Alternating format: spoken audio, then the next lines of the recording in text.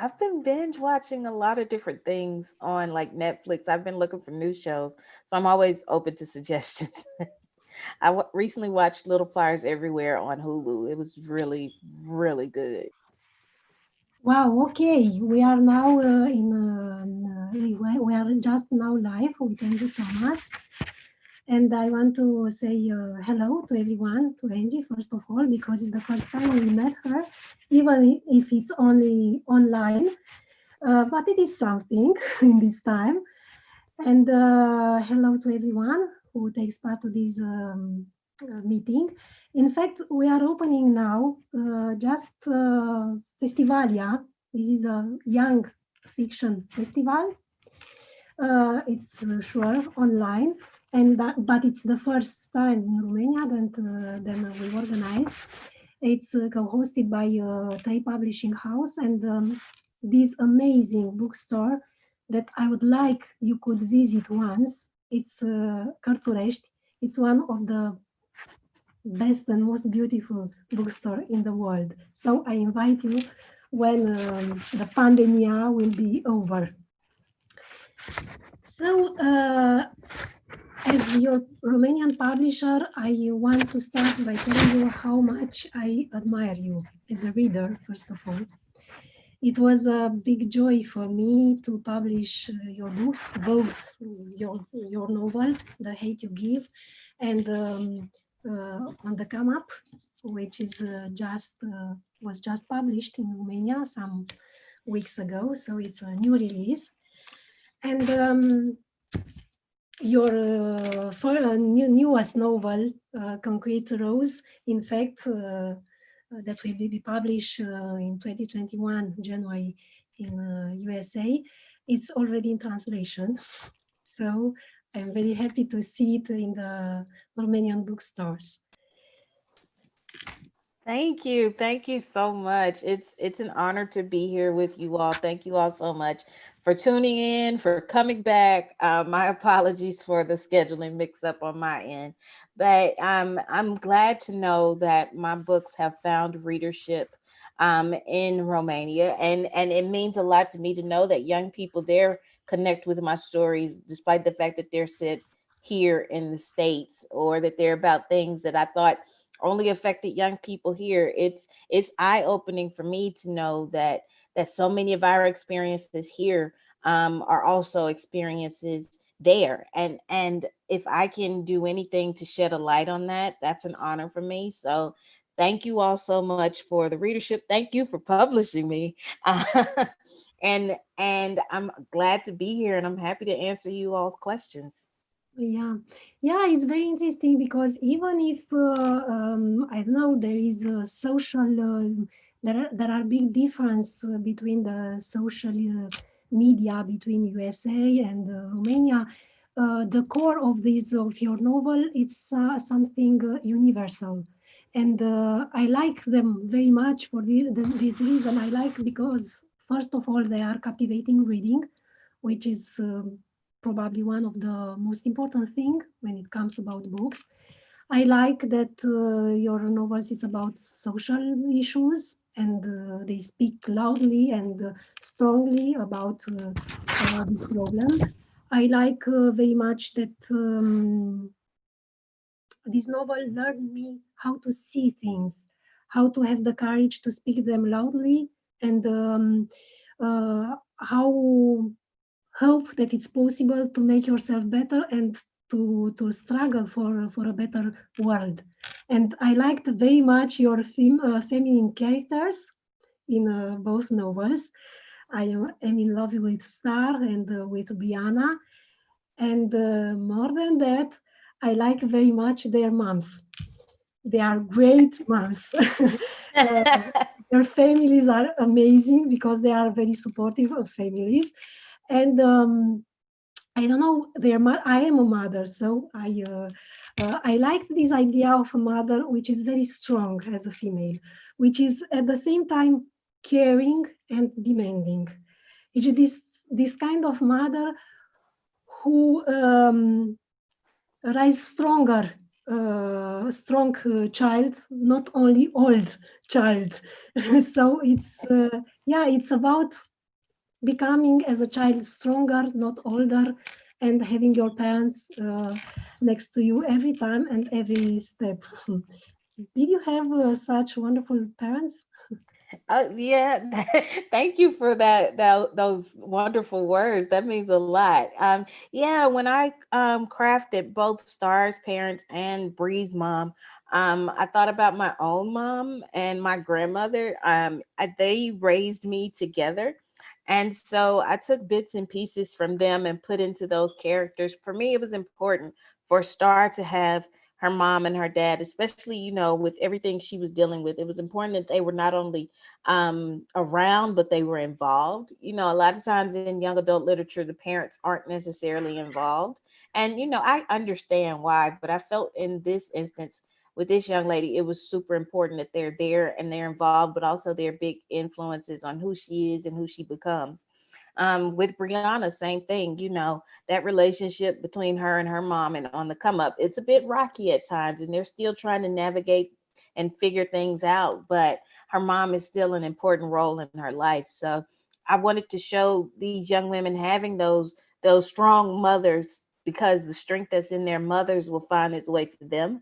And so often we don't discuss that enough, specifically in young adult literature, the power of moms, and the power of seeing that in someone so close to you and finding it in yourself, that strength, that power, and all of that. So yeah, I love crafting the parental figures in my books. I think you'll really love Maverick's mom in Concrete Rose. She's one of my favorites now. Yes, I want this one to be an open discussion, and everyone can ask questions. It's enough to raise the hands and to ask in this manner to have the microphone, to have the floor. And so I invite everyone to ask a question. Do you have, Andrea, something to ask?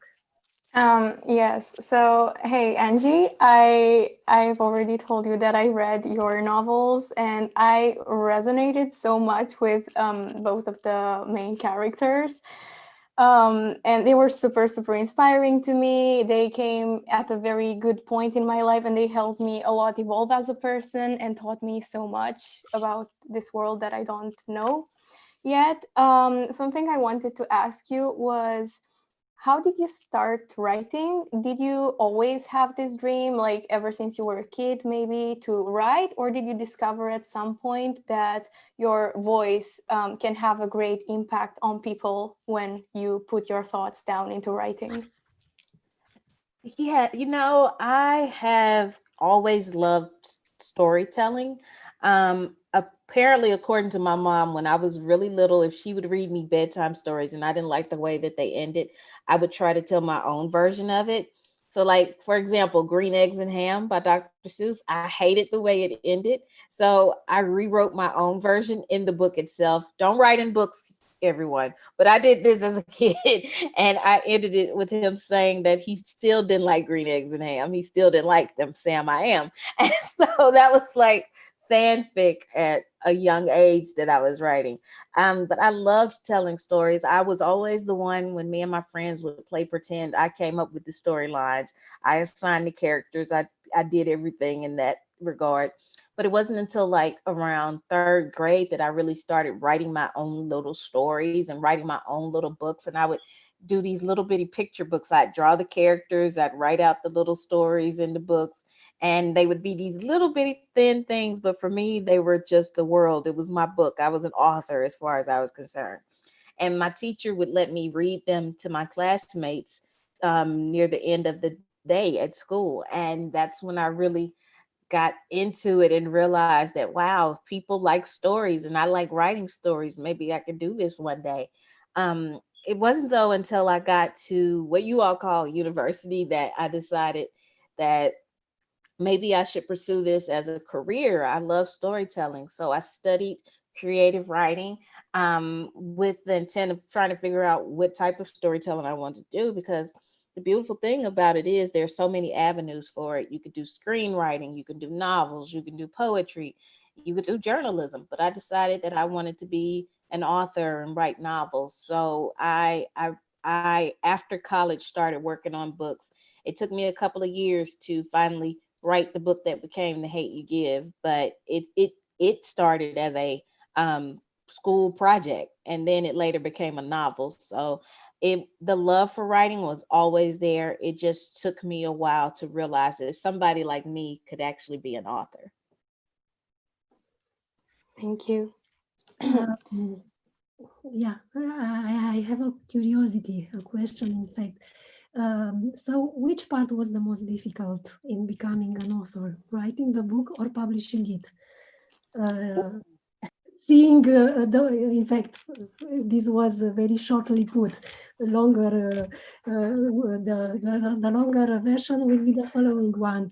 Was it very difficult to wait and to see how this process is going on, going from yourself or what you have written down until the publication?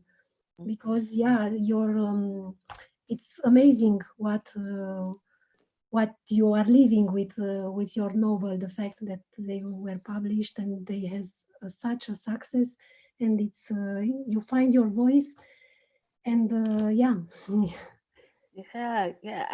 I think that the hardest part with each book, it's been a little different. Like with The Hate You Give, the hardest part of it was the publishing process. Or really, my publishing process was easy compared to some, I wrote The Hate You Give, and I sought a literary agent, and I found one via Twitter, and he signed me as a client.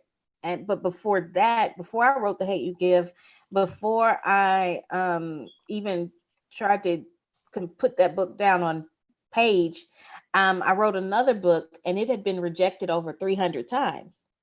So I went into it with The Hate You Give expecting rejection, and I got the total opposite. I got an agent pretty quickly. A lot of US publishers fought for the rights to publish the book pretty quickly. So the process was fast. But I think the biggest hurdle for me was going from an unknown writer to now a published author. And a lot of people are talking about my book, and it's a New York Times bestseller. That was mind-boggling. It's still something I'm still getting used to. But definitely nowadays, a lot of times the hardest part is writing the books. After you become a published author, you kind of at times put a lot of pressure on yourself. And so every time I write now, it feels like you all and everybody else who's ever read any of my books, you're watching over my shoulder to see what I'm doing, to see, oh, is it going to be this? Is it going to be that? Is it good? Is it good? And I want to give you something that you will actually enjoy. So I put a lot of pressure on myself to do that. But what's helped me is remembering that my readers who love The Hate You Give, they loved it. And it was something I wrote because it was something I enjoyed writing. And that's what I have to focus on doing, enjoying writing. If I enjoy the story I'm telling, my reader will hopefully enjoy the story they're reading. Yeah.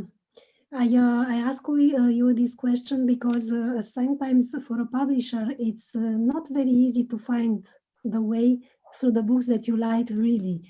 And I wanted to, I don't know, to create this meeting point between the author and the publisher. I have one more question. So you talked about your process a little bit of your process of writing books. Do you usually have a plan before you start writing, or do you just let ideas come into your head during the process and add them into your books? I usually have a general sense of the story before I start. Like I'm already in the very early stages of working on my fourth book, and I already know where it's going to start and where it's going to end plot-wise. And so the thing now is the next step for me is to fill in the in-between stuff. How do I get from that point A to that point Z? I got to put in all the other points along the way. But I usually start out with a character, and I ask myself, who is this character when this story starts, and who do I want this character to be when it ends, and what do I have to basically put them through to get them there?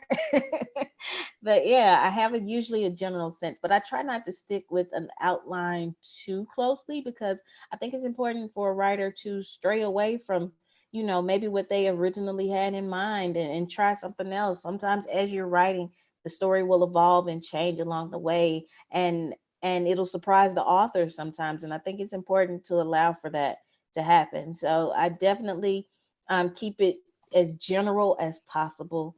But I definitely, when I start out, know where I'm going and I know when I'll get there at the end. So I know my end point. I just got to figure out how to get there. Thank you. I'd like to invite you to say some words for those who didn't read your books, or especially the second one. Some words about the Hate You Give and On the Come Up. Yes, yeah. The Hate You Give and On the Come Up are both about two young women who, in one way or another, find their voices, and in turn find themselves and figure out a little bit more about who they are. In The Hate You Give, we have 16-year-old Star, who navigates these two very different worlds, her mostly Black poor neighborhood and her mostly white upper class private school. And she often finds herself being two different people.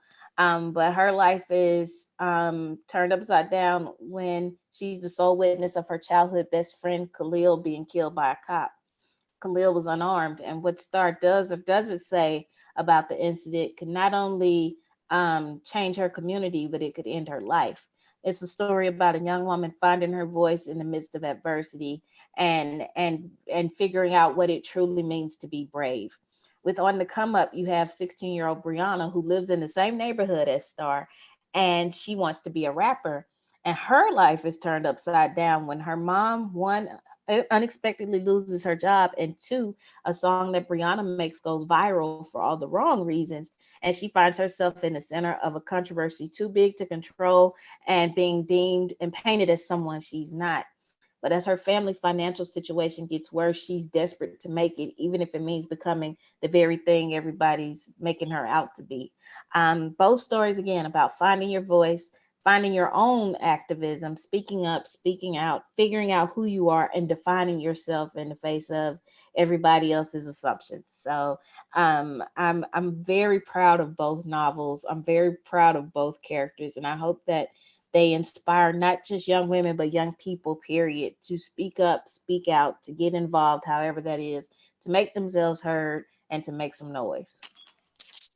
I like them both very much, and for just 2 minutes, I am not a very good reader, but I want to read an inspirational quote from the On the Come Up.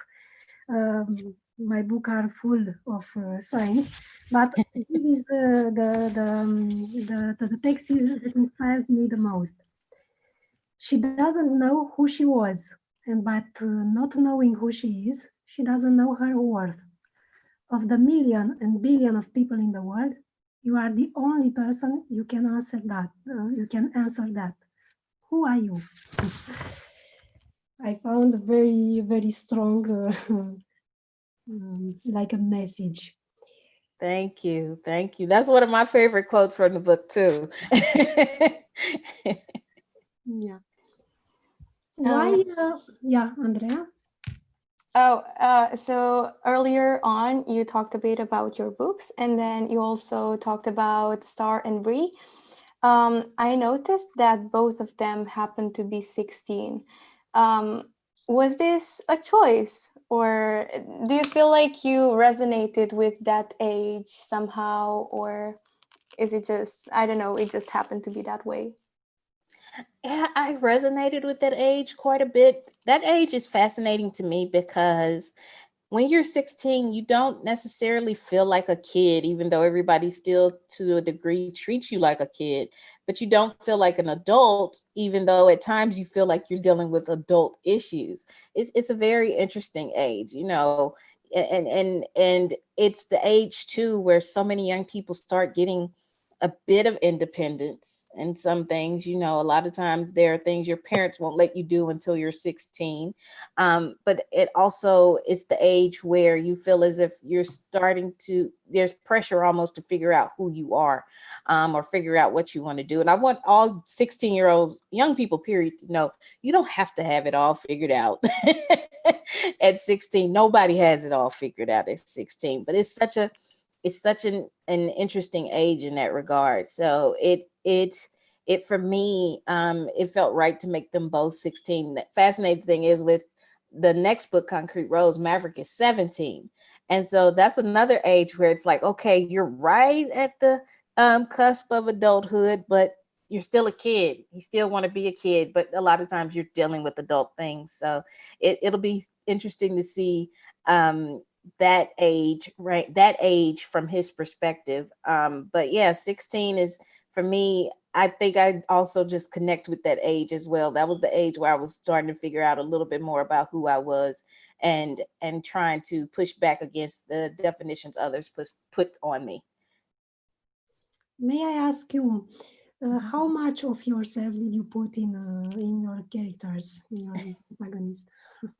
Little bits and pieces, I have to admit. With Star, we're both alike in the sense that we love sneakers, and basketball and the Fresh Prince of Bel-Air. But also, I went to a mostly white private school and lived in a mostly Black poor neighborhood, and found myself being two different people in two different worlds. Brianna and I also share some similarities. Like, I wanted to be a rapper when I was 16.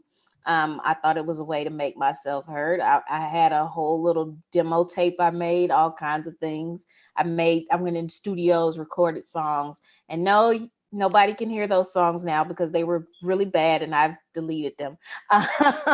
But yeah, I wanted to be a rapper then, and I wanted to help my family out financially, and I was trying to figure out ways to do that too. So I was also a nerd who loved Star Wars and stuff like that. So I took bits and pieces from myself and put into the characters. Andrea? Sorry, that was very inspiring. So I was just still pondering on it. I wanted to ask you about the significances of the characters' names, because I kind of heard something about the fact that you chose them to be representative, but I'm not very sure. I don't know much about that. So could you please somehow tell us a bit about it?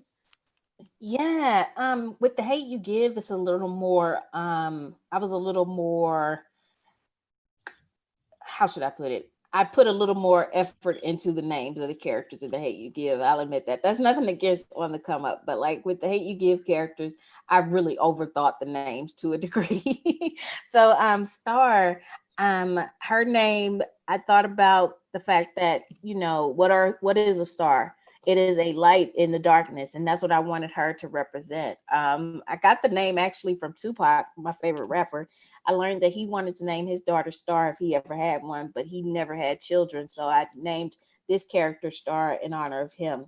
Um, every single character, though, their name has a meaning behind it, or I did it for a reason. So there's Maverick. I got the character's name from one of my favorite books as a child, Roll of Thunder, Hear My Cry. In that novel, the character refers to her mom as being a disrupting maverick, and I realized that's exactly what Star's father is. So Maverick just made sense for his name. And with the character of like Seven, that name, people ask me about it a lot. Like, why did you name him after a number? But it's, you know, the number has significance and it's important. But it also connects with the Black Panthers 10-point program that's mentioned in the book. And point number 7 of the 10-point program is we want an end to police brutality. So when I decided to name him 7, it just felt right that that was the name, and it connected with the 10-point program in that sense. But yeah, every single character's name in that book has a reason. I think I discuss it even more on my website. We would probably be here all day if I told you every single character's name and the reasoning behind it. Thank you.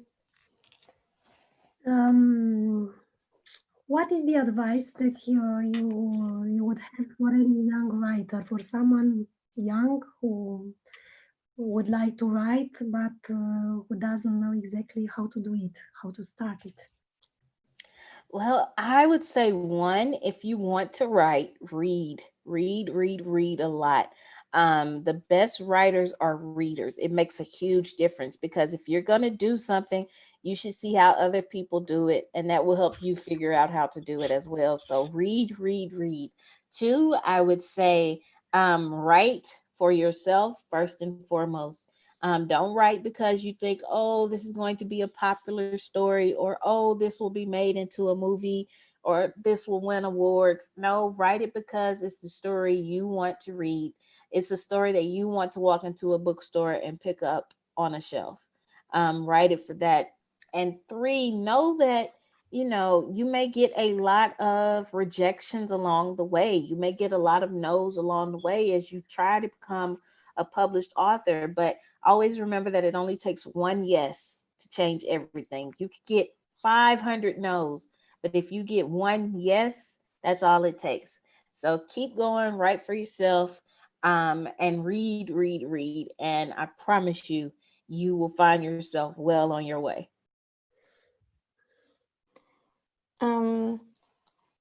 Thank you for that piece of advice. I think I will try to incorporate it into my mindset from now on whenever I try to write something. I think it is indeed important to remember that you are writing for yourself, because most of the time we just get caught into thinking a lot, overthinking actually, about what other people are going to think about it and how they are going to judge us. And yeah, it is definitely important to remember all the time that the core of what you are writing has to be something found within your soul. I wanted to ask you, what were some of the books that inspired you a lot when you became a writer? Because you talked about the importance of reading quality books. Yes. When I when I first started writing when I was a little kid, it was reading stories like the book I mentioned earlier, Roll of Thunder, Hear My Cry by Mildred D. Taylor. That was the first time I read a book about a Black girl in Mississippi. And here I was, a Black girl in Mississippi. So that book resonated with me a lot.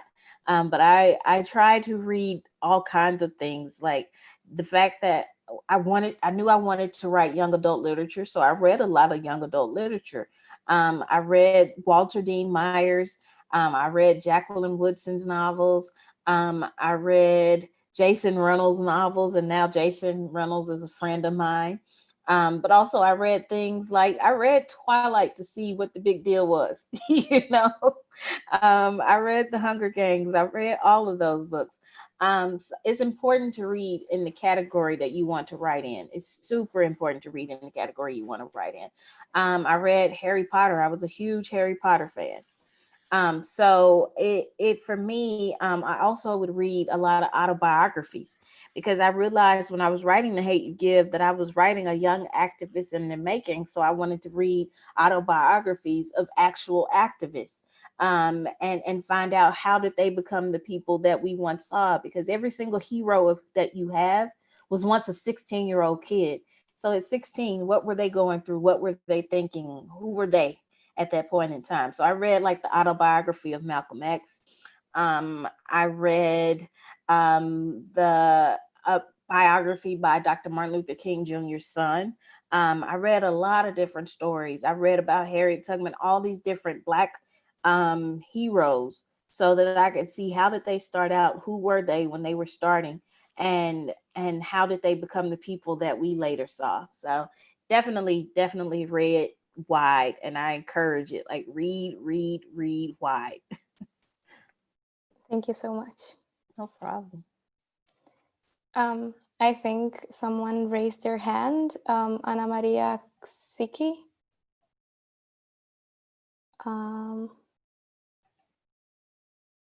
I'm not sure I can unmute her.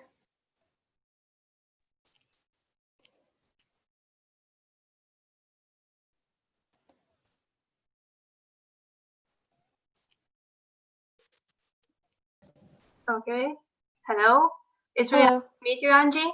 I'm no longer a young adult, but I am a teacher of young adults. So I'm really excited to ask some questions coming from my students, if I may.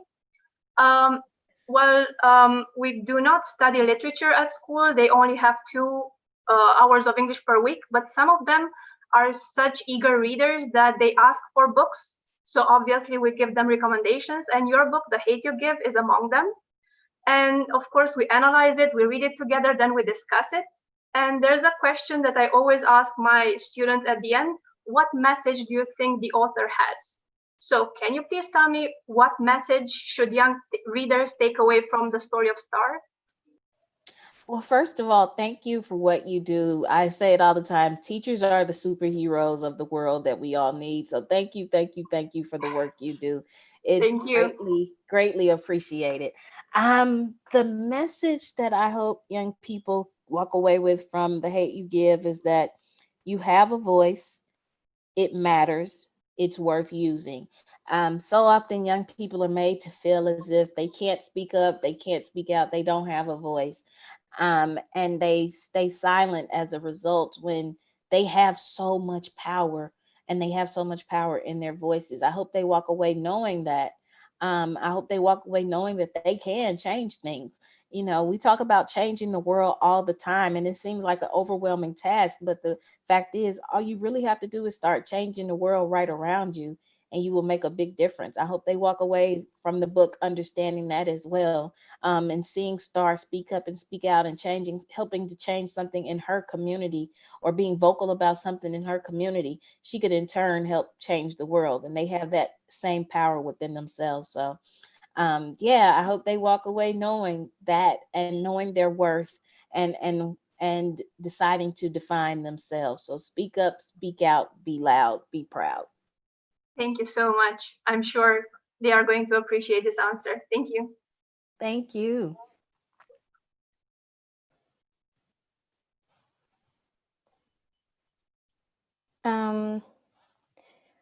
Why are your books mostly written? I don't know anything about the next two, but the ones that I have read are directed towards young adults. Do you feel like you can communicate better with them than, I don't know, maybe let's say adults, like older adults? Or yeah, I think that's my question. Yeah. You know, I say it all the time that adults are boring, but but I really like talking with young people through my books, because I have so much hope in them. I understand that books are powerful in that sense.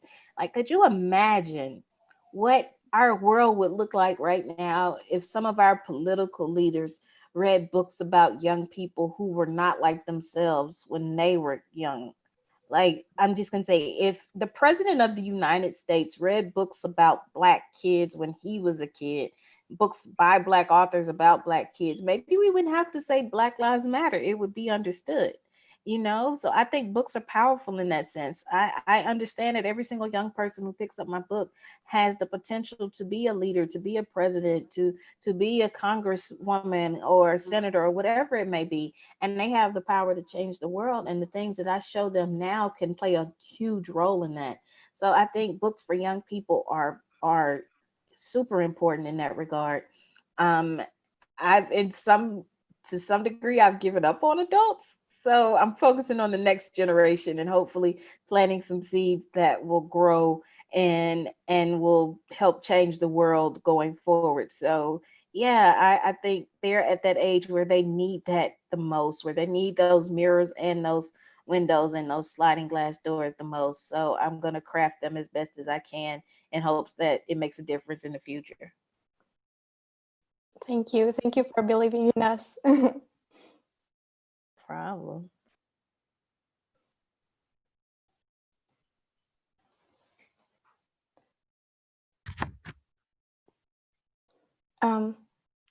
Magda, I think you were on mute until now. Hi, Angie. Hi. First of all, I want to say that I admire you and your work a lot. And I wanted to ask about the movie. How did it feel to have your book turned into a movie? Like, that's a big step, and I respect your work and you a lot. Thank you so much. That means a lot. You know, the whole movie thing it still blows my mind that it happened. Like there are days now, here we are years later, where I sit and I think, that really happened, huh? Like I got like a notification on Facebook. You know how Facebook will do those memories and it'll show you pictures that you posted years ago or something. And I had like a memory from the set of the film, and I still can't believe that that was my life, that that happened. It was a great experience for me. You know, I went in knowing that the movie would be different from the book, and I was prepared. I always say that the book is like a fraternal twin to the movie, not I mean to the yeah, the book and the movie are fraternal twins, not identical. And it's okay that they're going to look different as long as they have basically the same genetics. That's what matters. And I felt like it did. I was on set for like 6 weeks when they filmed, and I got to see so many things, and I got to see how many people actually go into making a movie. And there's nothing quite humbling as knowing that something you sat down and wrote by yourself, maybe for months at a time, has now is now being brought to life by hundreds of people, you know, between the director and the producers, but then you have the cameraman, the audio folks, the catering people, all these people coming together to bring to life something that started with you. Is amazing. So I love the process. And now we're in the stages, the early stages of working on the come up film. You know, we're going to hopefully be filming in a few months, and I'm really excited about that. I'm a bit more involved this time because I'm a producer, but I'm looking forward to it. I'm looking forward to bringing that story to life on screen, and I'm just thankful that I'm in the position to do that. Yeah, and it's very important for teens to see how Black lives are in America. We in Romania don't have this problem a lot, but I think it's important to talk about it, even though it's not that a big of a problem in Romania. Absolutely, absolutely. Thank you. Thank you so much. Elisabeta Malinsky asked, we have three people, Malinsky Elisabeta, Madalina Ungureanu, and Ioana Kristovic. And Anna Enescu. And Anna Enescu. So we have four. Elisabeta Malinsky was next in line.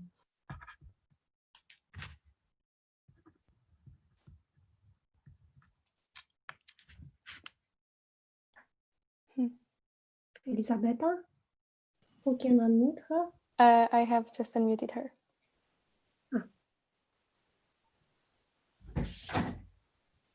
Hello. Hello, Elisabeta. Okay. So Madalina Ungureanu, who was the next one? Yes. Yeah, hello. Hi, Angie. Nice to see you talk live. It's a really amazing experience. My question was regarding, as well, to different ages and different perspectives on life, depending on age. So like young people usually have a very strong drive. They are very idealistic. They have a lot of ideas that they want to implement. They're all for action and creating change. But once you evolve and move through life, you somehow become more pragmatic, and sometimes this turns into something of a more of a passive approach on life, so to say. So sometimes there's a little bit less activism than in the teenager period, and I was wondering what would be the advice, in your opinion, of course, for people growing up from from these things. Yeah, I have noticed that, honestly. It's very fascinating that once a lot of us start to grow older, we stop being as active in things that matter to us the most. And I think a lot of it has to do with hope. As you get older, you get a little more jaded at times, and you lose a little bit of that hope. And it's a struggle to hold on to it. and adult problems start to creep in, and you become focused on those things happening in your own life, that it's harder to focus on things happening to society as a whole. So my biggest piece of advice for young people is to hold on to that hope, for starters, and recognize too that this is a marathon, not a sprint, when we're talking about social justice. I think so many people get fatigued because they expect things to happen fast, fast, fast, fast, fast, and then when it doesn't, they give up and they move on. But we're talking about a marathon, not a sprint. We have to pace ourselves and recognize that it takes time for true change. I look at the civil rights movement here in the States, and we're talking about decades of work. It didn't happen overnight. You know, Dr. King, when he started out, he was a young man in his early 20s, and he lost his life at 38. But from his early 20s until 38, he was working in the movement, and he was working towards change. And even once he was gone, we're still trying to get some of those things changed. So it's a constant battle, and you have to focus on things, focus on what you can do in those moments, and hold on to your hope that it can change. So I say for young people, try to stay as active and involved as possible. Try not to get too self-absorbed, because we're all guilty of it, but that's a lot of times what happens. We get self-absorbed and we forget about the greater issues at hand. So don't lose hope. Try to stay involved, and try to stay aware. I think that's what happens as well. We stop making ourselves aware of things happening beyond our own lives, and we forget what's important. So yeah, make yourselves aware, and dedicate yourself to just being a great member of this society and an involved member of this society, and not passive. Is a constant it's something you have to focus on constantly, and you have to make efforts towards constantly. So yeah, I definitely hear you. Especially right now, it's hard sometimes for me even to stay involved and to stay aware, because I just get so upset by everything that's going on. But I had to make a conscious decision that I'm not going to just let things happen. I'm going to know what's happening, and if nothing else, be active in that sense. Thank you so much. Problem. I think Ivana Kristovic has a question to ask. Yeah, hi. First of all, I wanted to say that I love your books. I read the Hate You Give, and I loved it, and I can't wait to read on the come up. And I wanted to ask you, how were you feeling when your first book was published? Like, were you proud of yourself? Were you feeling like you were finally using your voice for something important? Yeah, it was a great feeling. I was definitely proud of myself, but I was also scared because, when you say Black Lives Matter to three people, you may get 30 different reactions, and I didn't know how the book would be received. But for me, I just tried to focus on the positive side of things. And if nothing else, that meant, wow, I can walk into a bookstore and see my book on a shelf and I can buy it. So like the first week that The Hate You Give was out, I went around to all of my local bookstores just to see the book on the shelf. And I would tell random strangers that was my book, just because I was so proud. So it was definitely a moment. And I have to remind myself of that now, even of that joy of just being able to walk into a bookstore and see my book on the shelf. So I will go to bookstores and look around when I'm buying other books, and I will then go look to see my books and see them on the shelf, and just remind myself, wow, you accomplished something you wanted to do since you were a little kid. So yeah, it was a great feeling. It still is, and I try to hold on to it as much as possible. Thank you so much for answering. Thank you.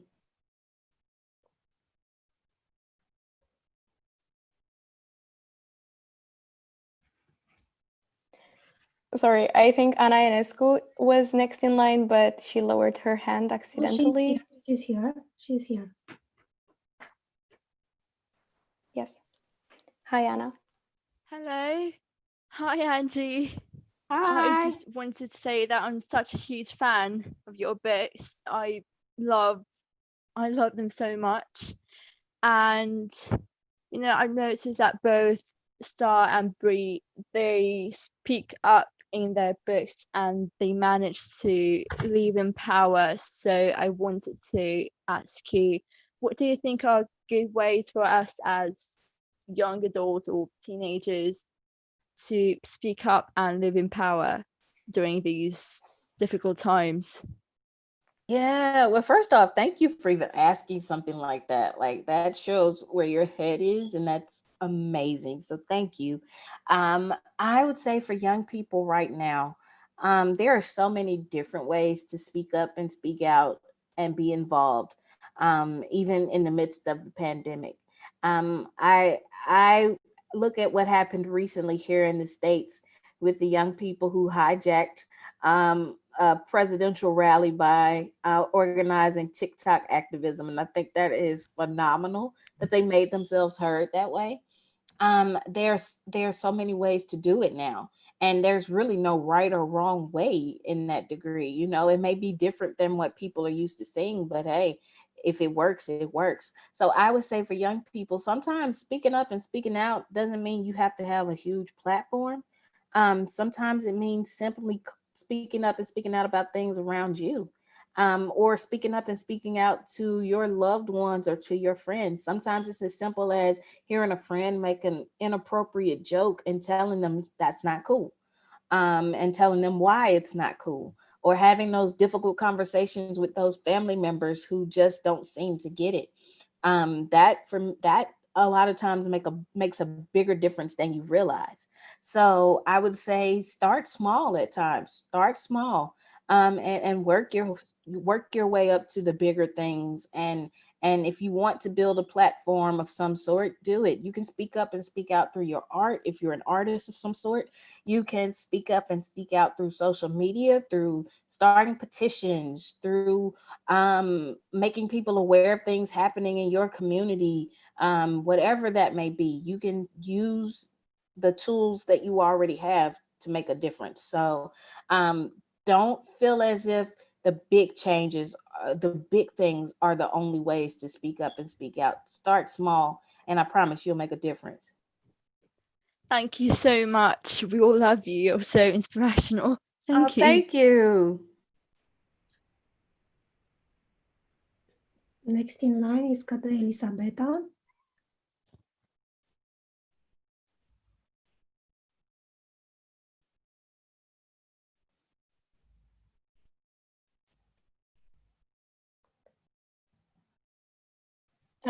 Elisabeta Malinsky, but I think she's muted.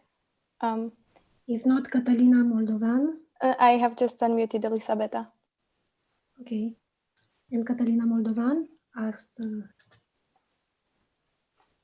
Hi, Angie. For start, I really wanted to say that I really appreciate you, your work, your books. The Hate You Give had such an impact on me. And I watched a few interviews of yours online, and in one of them you said that rap music was one of the big 3 things that inspired you. And in another, you said that it took you a while to understand that you have a voice and that it must be heard. So have you ever thought of other ways to make your voice heard, like even rap or music or anything on this artistic side, or did you always knew that writing was the way? Yeah, well, first off, nice to meet you. And yeah, when I was a teenager, I kind of got away from reading. I hated books when I was a teenager. The only books that I would read were Harry Potter. Everything else, it was like, I don't want to read. I don't like reading. And for me, hip hop was where it was at. The stories that were being told by rappers were the stories I could connect with, and they were describing things that were happening right around me. So I thought, maybe I can be a rapper. And that's how I made myself heard. I was a rapper from ages 13 until 17. I pursued it. I wrote raps a lot. I wrote raps about things happening in my community. It was my way of making myself heard. But I wasn't good at it. And I realized eventually, like, this is not the way that I can tell stories. This doesn't work for me. I'm not good enough at it to tell the kind of stories that I want to tell. Maybe I should actually just write out stories and write books. So yeah, it took me a while, but for me, hip hop was where it was at for a while. And if nothing else, I learned through rap to tell my stories raw and authentically and don't hold back. That's what rappers do. They're real, they're uncut. That's why young people love them, because they don't hold back. They keep it honest with them. And that's what I want my books to do. So I just try to write the way that a rapper raps. So I'm not a rapper. I can't rap, but I can write the way that a rapper raps. Thank you so much. Thank you.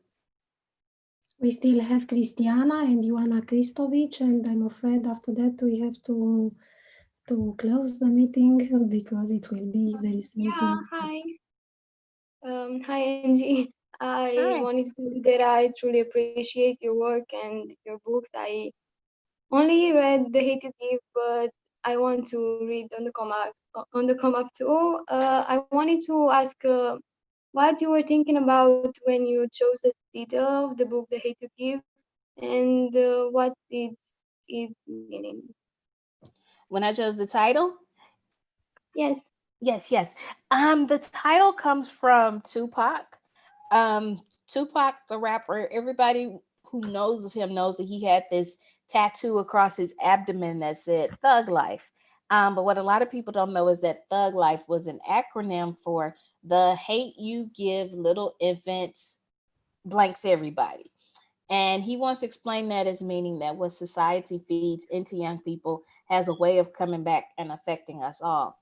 And when I thought about the concept of thug life and also how thug life had become a joke to so many people, like there was this meme on the internet for a while where you'd see a video of like maybe a cat knocking over a glass of water, and then they put little glasses on the cat and it would say thug life.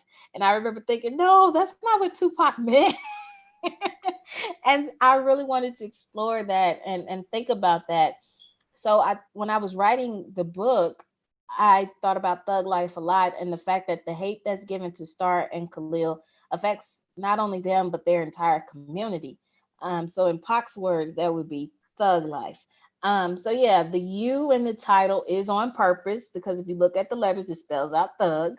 And that word too, thug, is so often used to describe young Black men, even when they're the victims of police brutality. And I wanted to take that word and make people look at it twice, the same way that Tupac did. So the title, it took a while to get to that title, but I'm so happy that that's what we went with. It feels so very fitting. And especially now when I see like US politicians referring to protesters as thugs, I hope that people look at that word but also look at what Tupac said with thug life and think about it a little differently. Okay. I don't think that we have time, but I suggest we take the last question. And I want to say something before all that. I like to thank you very much because you are an amazing author and you are an amazing speaker, and because we just start to talk about your books and a lot of issues, probably the best idea would be to meet another time and to to repeat this experience. Thank you very much to be with us, and I hope very soon you will be in Bucharest, in Cărturești, to launch your third novel. And why not? I would like to give Ioana Kristovic the last question. Thank you. So, as someone said earlier, racism towards Black people isn't that big of a deal in Romania. And I think that's why many Romanians don't take it seriously. So all my friends say the N-word like it's nothing. And I don't know how to explain to them why that's something important, because they don't take this problem seriously. Yeah, well, first off, thank you for wanting to talk to your friends about that. I think that the disconnect for your friends may be that they don't understand the history behind that word. because it is such an American thing and an American history. So I would recommend sending them articles or things like that that explain the history behind that word and the harm that word has caused. It's been one of those things that for decades now, it has literally lost Black people their lives. And I think that we don't, because hip hop music has taken a form of that word and normalized it, that we don't think about the consequences that came with that word at once upon a time. So I would definitely recommend talking to your friends about the history of it and the harm it's caused and why it's so wrong. And I would definitely tell your friends that if they're ever around Black people, they probably should not use that word. And by telling them that, you will explain a whole lot to them about it. So yeah, thank you for even being willing to have those uncomfortable conversations. But yeah, just talk to them about the history of it and the harm that word has caused. And I think you will make a lot of leeway in that regard. Thank you so much. It was a big pleasure to meet you. So nice to meet you. I read some message from the Zoom group chat. Thank you, Angie, for being an inspiration. Thank you for being an inspiration to young people. I love you, Angie. You are a life changer. Andrea, which is your last message? Hi, Angie. I think what you do is very important to us. And the fact that we see someone who talks directly at us, maybe because we are young and we need to know that we are heard. And the fact that someone is writing about people like us, about teenagers, and takes their feelings into consideration is so important. And I thank you for that so much. And I think we all do. Everything you do is wonderful, and I will keep reading all of your books with a lot of curiosity and excitement, and I will open my eyes and ears towards certain issues that have to be talked about and addressed in society. Thank you. You all have made my week. It's Monday, and usually Mondays are awful, but this has made this is the greatest Monday ever. Thank you all so much. It means everything to have your love and support. I can't wait until this pandemic is over so that I can come out there and meet you all and discuss these things in person. Thank you again. Thank you for coming back.